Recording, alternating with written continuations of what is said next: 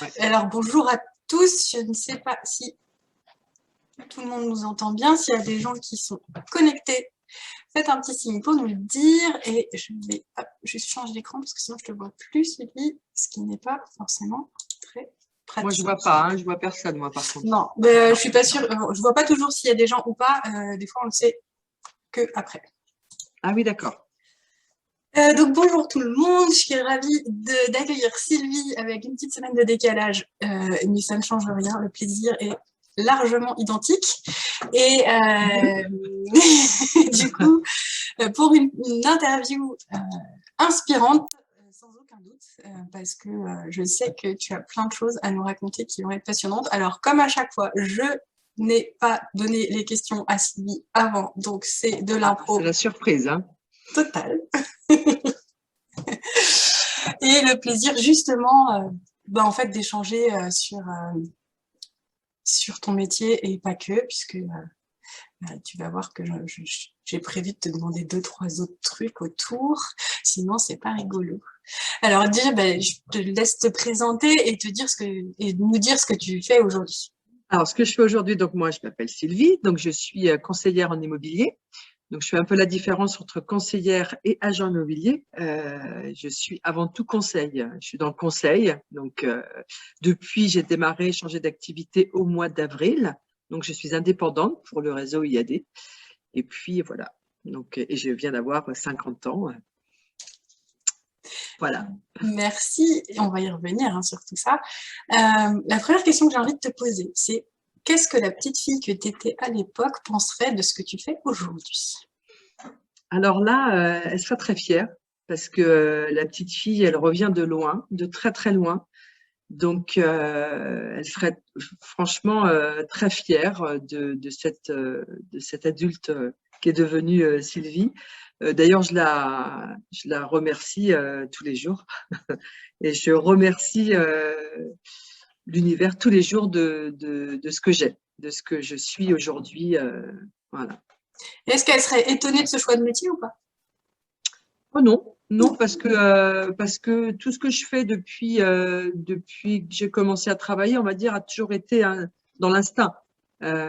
Tout tourne autour du communication avec les gens, dans la vente, mais c'est instinctif. J'étais pas passionnée d'immobilier quand j'ai changé d'activité au mois d'avril. Je ne m'intéressais d'ailleurs pas du tout à l'immobilier. C'était ma deuxième question.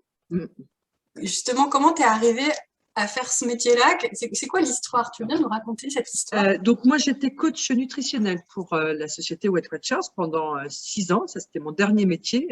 Et la crise sanitaire, moi, je la remercie parce que ça m'a permis effectivement de prendre conscience de plein de choses. J'avais fait le tour. Donc, quand je fais le tour de quelque chose avec mon caractère, le caractère que j'ai, il faut que je change parce que je tourne en rond et je suis plus bonne et je n'ai plus d'énergie. Et donc, je commençais à tourner un petit peu en rond. Puis surtout, on est passé en visio. Donc, faire maigrir des gens en visio, c'était plus du tout le même métier. Et donc, j'ai fait ça pendant à peu près 1 an. Donc, j'ai une amie qui m'a parlé, t'as pas envie de changer d'activité? Un petit peu de peur, hein, beaucoup de peur de changer d'activité. Pourtant, c'est pas la première fois que j'en change. J'en ai au moins changé une dizaine de fois dans ma vie. Mais là, c'était à nouveau redevenir indépendante. C'était pas question aujourd'hui de travailler pour quelqu'un. Ça, j'ai trop besoin de mon autonomie. Et donc, j'ai juste une amie qui m'a parlé de l'immobilier.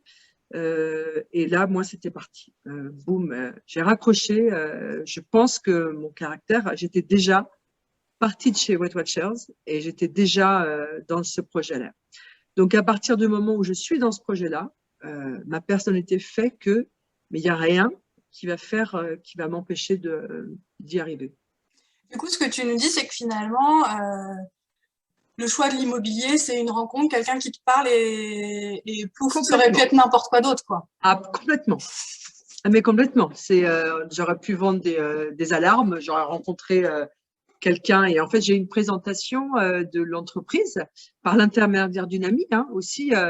Donc, il y avait que je connaissais et puis un feeling qui est passé avec cette personne mais énormément.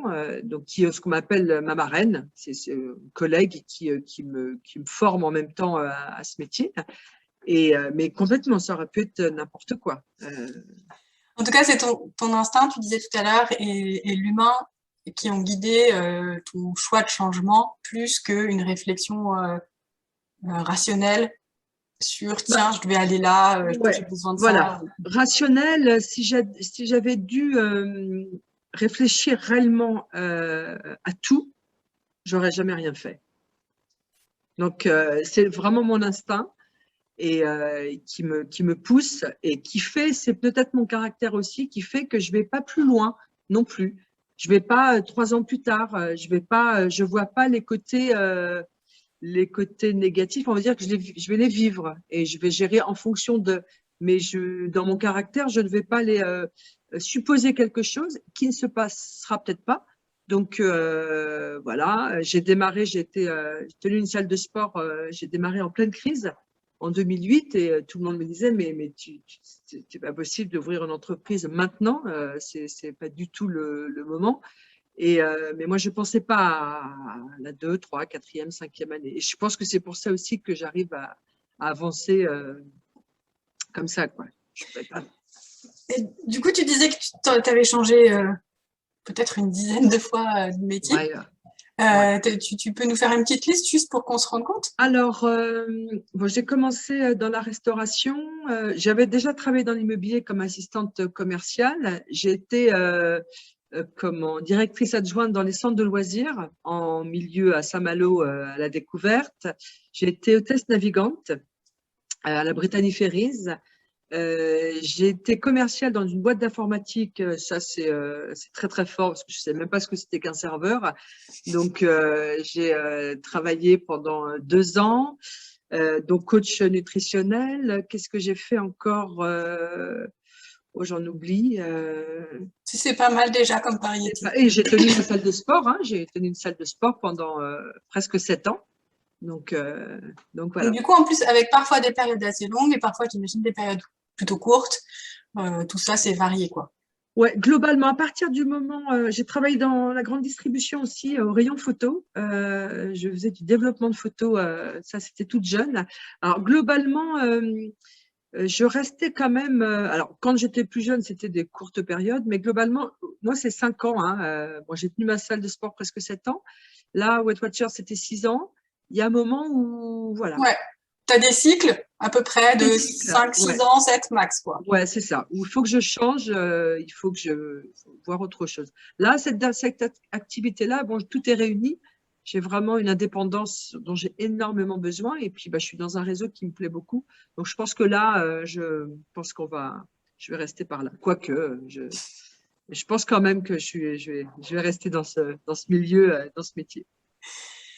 Tout à l'heure, tu disais, je ne projette pas les choses qui pourraient arriver.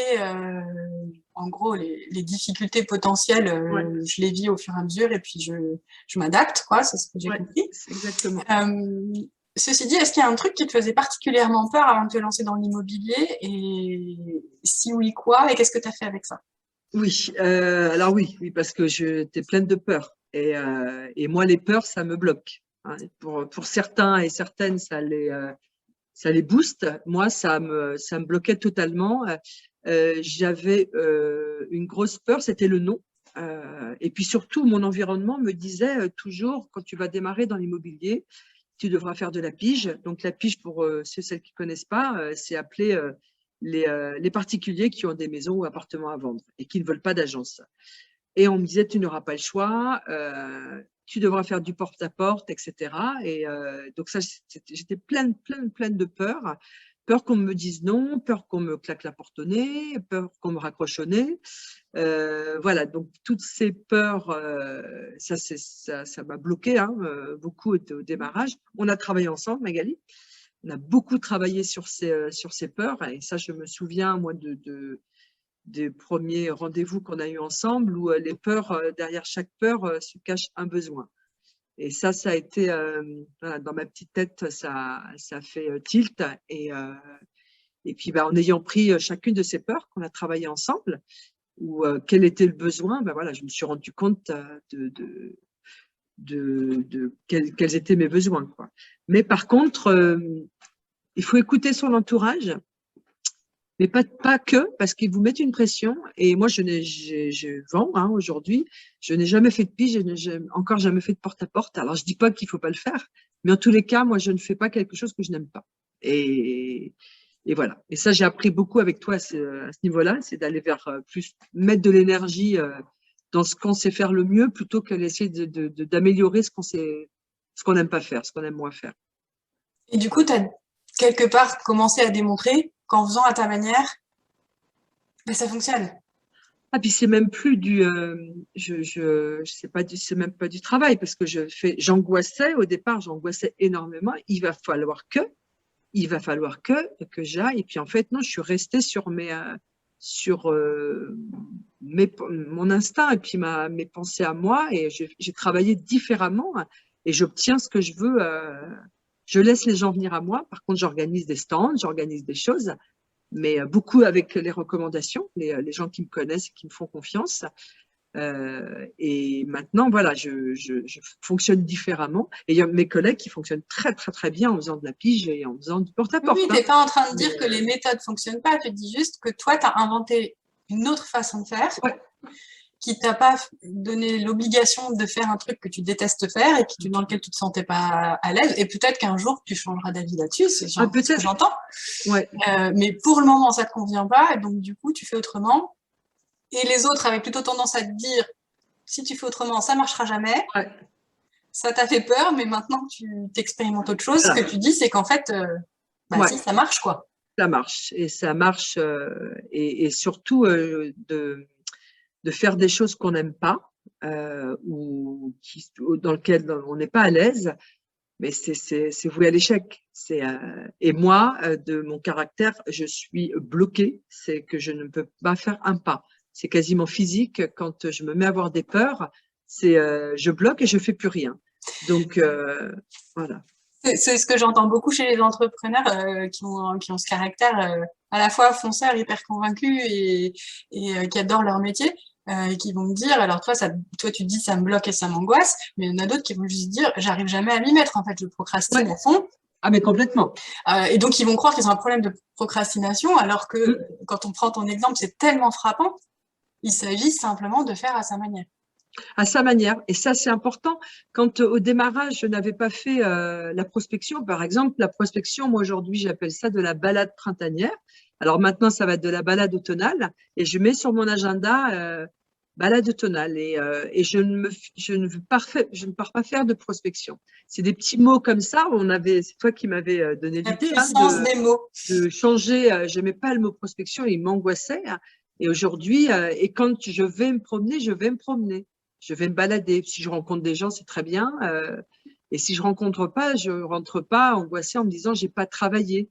Parce que moi, je suis d'une génération, j'ai des parents commerçants, donc le travail, c'était essentiel et on va dire une méthode de travail où on travaillait énormément. Et aujourd'hui, je peux pas dire que j'ai travaillé beaucoup plus dans ma vie. Je peux pas dire que je suis le matin à 8 heures jusqu'à 23 heures non-stop à bosser. Ça, c'est pas vrai. C'est différent et je gagne bien ma vie. Voilà, donc ça, il a fallu accepter ça aussi, hein, un petit peu aussi l'entourage de voir, ah oui, effectivement, que je vends, que je travaille, mais pas comme une forcenée, quoi. Et qu'on peut travailler avec plaisir, complètement, gagner sa vie, et que c'est pas parce qu'il y a du plaisir que c'est pas du travail. Exactement. Ça, c'est difficile à enlever, hein, ces croyances. Hein. C'est toujours en même temps ce dont on avait discuté, Magali, dans mes formations, parce que moi, j'ai fait une formation, comment c'était notre formation qu'on a fait ensemble, professionnelle. Ah, Ose inventer ton métier? Voilà, Oser inventer ton métier. Alors franchement, que je recommande si vous avez des doutes, si vous avez des peurs. Moi, ça a été déterminant. Hein. On a fait 5 séances ensemble. Ça a été énorme dans ma réussite, on va dire, énorme. Donc, en tout cas, c'est vraiment très joli de te voir aujourd'hui et justement avoir autant de plaisir dans ton métier, de la réussite qui va avec. Et justement, ce côté, avoir laissé derrière toi les croyances, même si elles sont encore là de temps en temps, et tu les vois encore, mais elles t'empêchent plus, elles te bloquent plus, Du tout. Elles t'entravent plus, quoi. Du tout. Donc ça, c'est vraiment… Elles me permettent vraiment alors, les peurs aujourd'hui, ça va être au moment de la signature d'un compromis, ça va être, tiens, j'ai une visite, ça, je suis pas toute seule sur la maison, mais ça, c'est de l'adrénaline, c'est des choses C'est du bon stress, comme j'appelle ça. Du bon stress, mais j'ai des certitudes. Et ça, c'est à partir du moment où je me suis dit, c'est ça que je veux faire, mais ça, c'est parce que c'est un caractère, etc. Je ne me pose plus de questions et je fonce, quoi. Et je suis persuadée que ça va fonctionner. Voilà. Ça, c'est partie vraiment de mon caractère. Et je fais appel beaucoup à l'univers, très souvent pour m'aider. Et puis, ça m'aide bien. Alors, une petite dernière question. Si tu regardais tout ton parcours pro comme si c'était un film, est-ce qu'il y a quelque chose qui te ferait rire ou sourire? Dans mon comportement ou dans ce que j'ai fait, mon expérience? Ouais, si tu regardais le film, alors ça peut être un événement qui est resté et qui te fait sourire. Ça peut être comment ça s'est déroulé. Enfin. Alors, si, comme la première fois que j'ai dû aller estimer une maison, c'était un copain à moi, juste en face de chez moi. Et donc, il m'avait dit, tiens, il y a un tel juste en face, mon voisin qui vend, etc. Va le voir. Et en fait, je l'ai appelé pour comment prendre un rendez-vous. Donc, j'ai fait le premier rendez-vous. On a ce qu'on appelle un R1, c'est le rendez-vous pour prendre toutes les informations. Et quand il m'a rappelé, je l'ai appelé le matin. Je pense aujourd'hui, j'ai un peu honte, mais bon, surtout que ma fille était là, donc elle me le rappelle. Et quand il m'a rappelé pour me demander, lui, il était disponible ce soir, je lui ai dit, ah non, je peux pas, je suis en pyjama. Et là, ah bon, c'est pas grave, parce que demain, on peut pas. Et je lui dis mercredi, il me dit, oui, peut-être mercredi, je vais avec ma fille, je me rappelle. J'ai raccroché, j'ai regardé ma fille, mais Sylvie, j'ai dit, ça va pas. J'étais en pyjama. Et ça, c'est de la peur. C'est uniquement la trouille d'aller, c'était ma première estimation. Et en fait, peur d'y aller, ça c'est sûr. Et je l'ai rappelé dans les 5 minutes, excusez-moi, non, il n'y a pas de souci, je m'enlève mon pyjama. Et ça, c'était. Et ma fille m'a regardé, et je pense que c'était de la peur, mais aujourd'hui, j'en rigole. Voilà. C'est marrant, en même temps, on a besoin aussi d'anecdotes comme ça, moi j'en ai aussi, enfin c'est chouette de pouvoir, j'ai l'impression, en tout cas en plus que ça fait partie de toi, d'avoir de l'humour, C'est ça, ouais. Alors sur le coup, le pyjama, j'ai raccroché, je regarde, j'ai quand même pas dit que j'étais en pyjama, je lui ai dit ça, que quand je suis allée les voir, donc pour rendre mon estimation, j'ai dit, excusez-moi, alors là, et je savais pas quoi dire. Elle me dit non, ils ont rigolé, c'est pas grave. Moi, j'ai tourné ça effectivement avec de l'humour, j'ai réussi à tourner le truc, mais quand même, la première chose qui m'est venue, non, je peux pas, je suis en pyjama. Et oui, c'était une peur cachée c'est sûr, mais non, c'était drôle. On a rigolé après. Oh, même avec ma fille, encore maintenant, Yael, que tu connais, elle me chambre des fois. Tu es en pyjama, tu peux pas y aller. Elle ne se gêne pas pour me chambrer. Mais c'est drôle. L'humour, du coup, fait partie aussi de tes forces, j'imagine, dans ton métier. Ouais, moi, alors, l'humour a été, depuis toute jeune, j'ai eu avec ma maman, c'était un petit peu compliqué, et par contre, je la faisais rire. Et donc, j'ai passé mon temps j'attirais son attention en la faisant rire. Et donc, j'ai continué un petit peu, j'ai toujours continué comme ça avec les gens, et même dans mon travail, je me sers de mon humour pour la confiance, parce que c'est un métier où il faut faire confiance, et il faut me faire confiance, parce qu'il faut qu'on ait une confiance mutuelle, parce qu'autrement, tu ne peux pas avancer, quoi. Et ça, l'humour, c'est fait vraiment partie de mon travail, c'est intégré total. Je sors une vanne, c'est quand je rencontre les gens, je les connais pas, je taquine, ça fait vraiment partie de mon caractère, quoi. Merci beaucoup, Sylvie. Est-ce que tu veux rajouter quelque chose? Ben non, non. J'étais vraiment contente de partager ce moment avec toi, Magali. Moi aussi, évidemment, j'aime bien en plus que dans les témoignages comme ça, il y a des activités variées et là, c'est le cas, c'est quelque chose qu'on n'avait pas encore du tout abordé jusque-là et puis voilà, ta façon de le vivre et de l'approcher, ce métier est justement intéressant parce que tu ne fais pas forcément comme tout le monde et que s'il y a bien quelque chose que moi j'ai envie de mettre en avant, c'est la capacité qu'on a dans un métier qui paraît peut-être un métier classique à le faire suffisamment à ta façon pour que du coup il te convienne vraiment et que ça fonctionne en plus. Enfin, c'est pas comme si… Oui, tout à fait. Puis enlever parce que l'agent immobilier, c'est pour ça que j'ai fait vraiment la nuance démarrage de l'interview, c'est conseillère.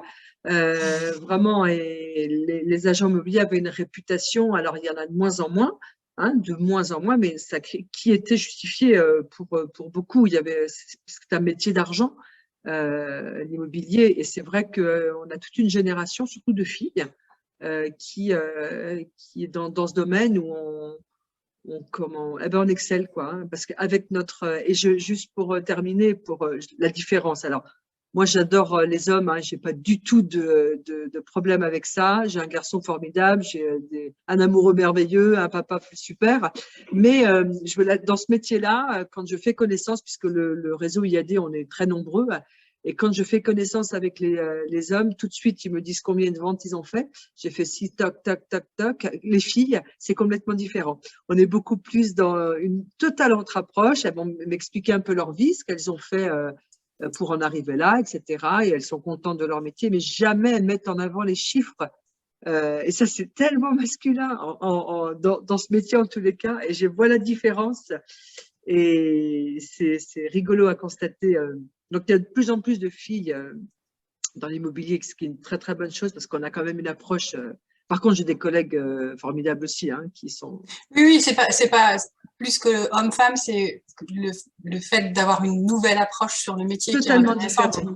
Il se trouve que peut-être statistiquement, en effet, tu as sûrement raison, que les femmes l'approchent peut-être différemment, mais il peut y avoir des hommes qui l'approchent différemment et exactement. C'est pas exclusif. Voilà. Et puis quand ils sont gentils, mais j'ai quand même constaté qu'ils ont besoin de me dire j'ai fait 10 ventes, j'ai fait ceci, j'ai fait cela. Avant, quand on fait connaissance, et que les filles, ça va être plus je travaillais là avant, je faisais ça, l'approche est totalement différente. Mais ce qui n'empêche que ce sont des super collègues aussi. Mais je trouvais rigolo la différence entre les deux. D'où l'intérêt d'avoir des équipes mixtes pour que chacun puisse prendre un peu… Évidemment. Mais juste pour ceux et celles qui auraient des doutes, faut pas hésiter si elles veulent me contacter, faut vraiment pas hésiter. Je regarde en même temps, je vois pas les questions, donc si jamais il y en a, d'accord. Quand tu diffuses en même temps, en fait, j'arrive pas à voir les commentaires. D'accord. Ok. Du coup, si jamais il y a eu des questions, je m'engage pour Sylvie, je sais qu'elle y répondra. Et puis, n'hésitez pas même à rebondir, même si c'est pas des questions. Parce que voilà, si ça vous a inspiré des choses, à rebondir. Et puis je vous donne rendez-vous pour une prochaine interview ou un prochain live en fonction de mon inspiration, parce que c'est toujours comme ça que ça marche pour moi. Super. À bientôt et merci encore Sylvie, c'était vraiment super. À bientôt, au revoir. Au revoir.